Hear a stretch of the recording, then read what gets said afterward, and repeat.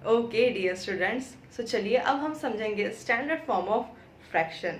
सबसे पहले तो फ्रैक्शन यानी ऐसे नंबर्स जो कि न्यूमरेटर और डिनोमिनेटर के फॉर्म में होते हैं और जहां पर आपका जो डिनोमिनेटर है वो नॉट इक्वल टू क्या होता है, जीरो। ऐसे नंबर्स को हम कहेंगे फ्रैक्शन नंबर।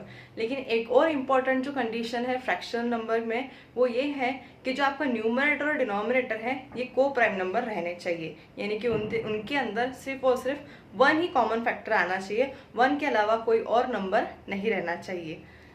फॉर एग्जाम्पल देखिए 11/13, 11 और 13 में कॉमन फैक्टर है कोई, सिर्फ वन ही है, तो ये क्या हो गए को प्राइम नंबर। इसको अपन ऐसा लिख सकते हैं 11 1 11, 13 1 13।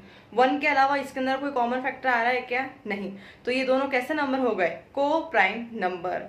तो आपका जो फ्रैक्शन है वो न्यूमरेटर और डिनोमिनेटर के फॉर्म में तो रहना ही चाहिए, साथ ही साथ वो को प्राइम नंबर्स भी रहने चाहिए, यानी उनके अंदर वन के अलावा और कोई भी कॉमन फैक्टर नहीं रहना चाहिए। अब हम एक हाथ दूसरा एग्जाम्पल देखते हैं। For example 16/12। अभी नंबर न्यूमरेटर और डिनोमिनेटर के फॉर्म में तो है ही, लेकिन क्या ये स्टैंडर्ड फॉर्म में है, नहीं, क्योंकि 16 और 12 में वन के अलावा भी कॉमन फैक्टर आते। फॉर एग्जाम्पल 2 के टेबल में 16 12 दोनों आते, 4 के टेबल में दोनों भी आते, तो हम इन्हें क्या करेंगे, पहले को प्राइम नंबर में कन्वर्ट करेंगे।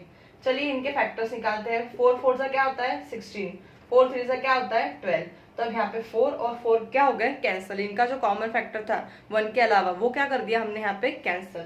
और अब ये नंबर कन्वर्ट हो गया को प्राइम नंबर में। 4 1 जा 4, 3 1 जा 3, वन के अलावा इसके अंदर कोई भी कॉमन फैक्टर नहीं है, तो ये नंबर किस में कन्वर्ट हो गया है, अब स्टैंडर्ड फॉर्म में।